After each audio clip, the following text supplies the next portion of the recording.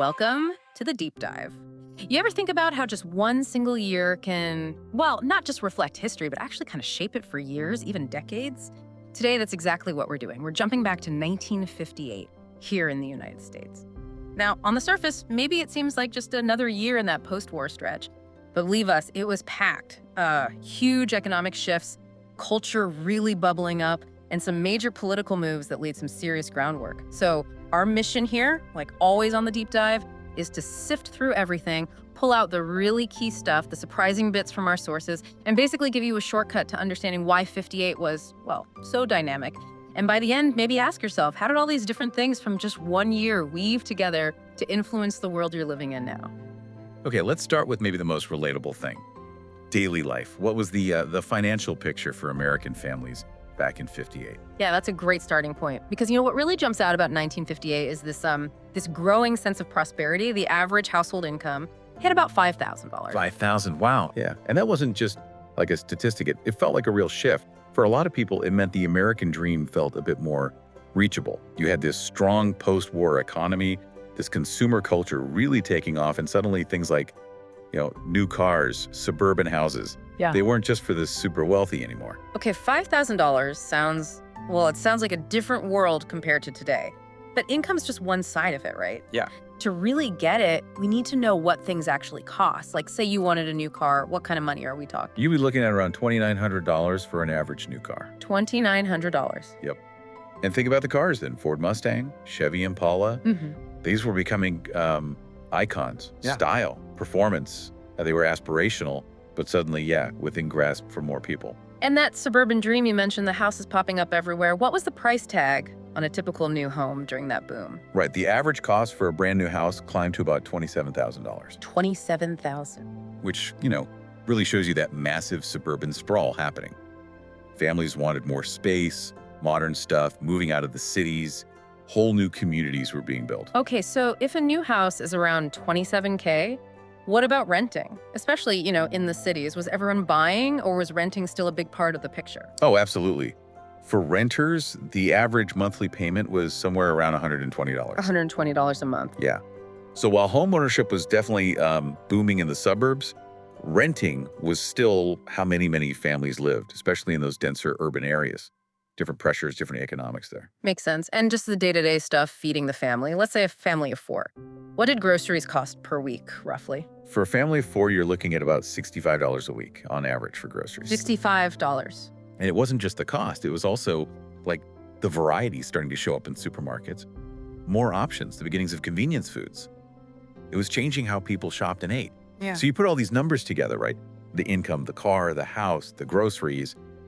It paints this really vivid picture of growing consumer power. There was this feeling, this palpable sense of possibility. It really did shape what people hoped for, what they thought a good life looked like, setting new standards, That really does paint a picture of optimism, growth.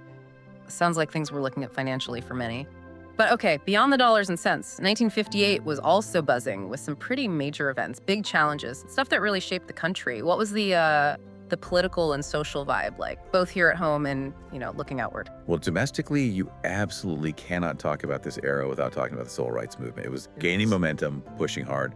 And a really key development in 58 was the formal setup of the NAACP Legal Defense Fund. Ah, okay, so a dedicated legal arm. Exactly.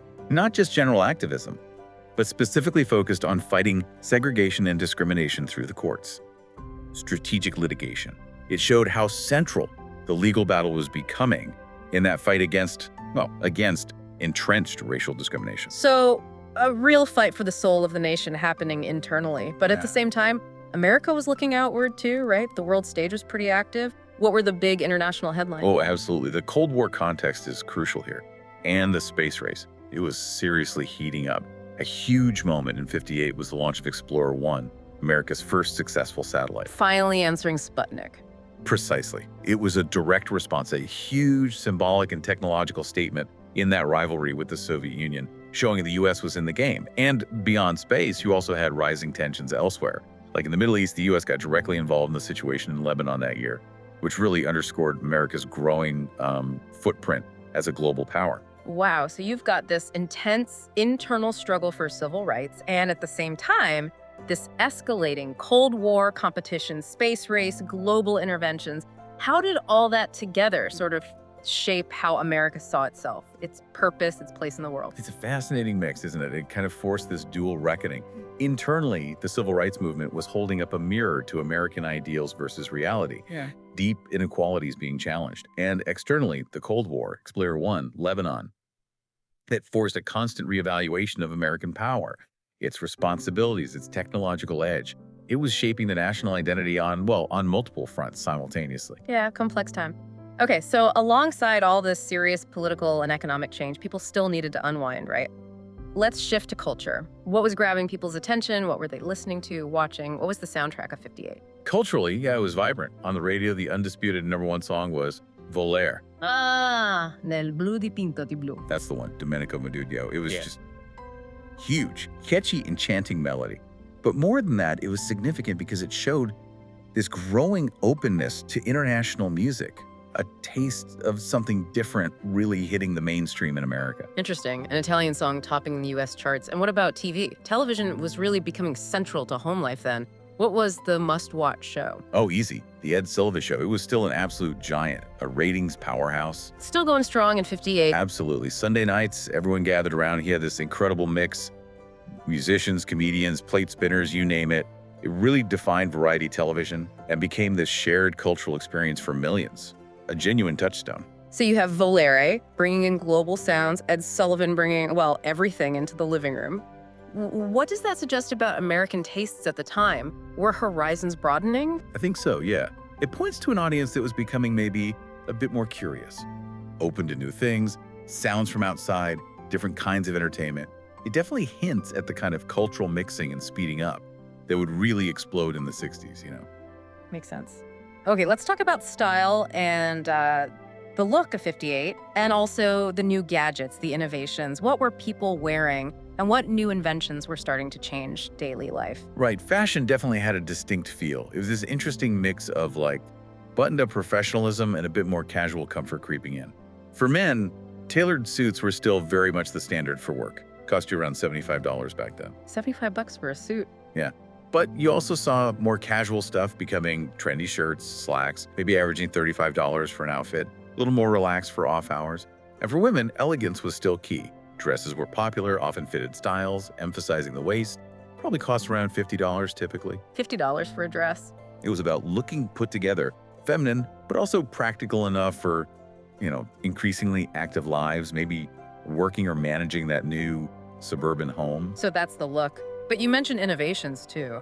Beyond clothes, 58 saw some pretty cool new tech emerge, right? Yeah. Things we might take for granted now. Oh, definitely. Some really foundational stuff.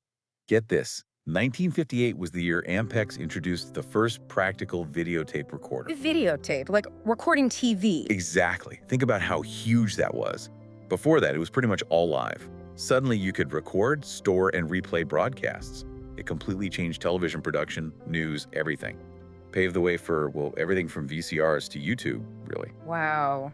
That's a quiet revolution right there. What else? Another big one was the transistor radio really hitting its stride. Suddenly, music and news weren't just tethered to the living room console. Right, portable. Portable. You could take it anywhere, to the beach, in the car, wherever. It really democratized listening, put it in the hands of individuals, especially teenagers. Huge cultural impact. And didn't you mention something about military pay earlier? In the context of global tensions. Yeah, just as a side note, reflecting the times with the Cold War humming along, it's relevant that the average monthly pay for military personnel was around $320. It kind of underscores the national focus on defense during that period. It's amazing how things like videotape and portable radios, which sound almost quaint now, were actually massive leaps back then. How did these little tech shifts start to reshape things day to day, setting us up for, the future? Well, they fundamentally changed how people interacted with media and information. It was about control and access. Recording TV meant you weren't tied to the broadcast schedule. Portable radio meant your soundtrack went with you. These weren't just gadgets, they shifted expectations. They empowered the individual consumer in new ways and, absolutely laid the groundwork for the on-demand mobile media world we live in now. New paradigms entirely.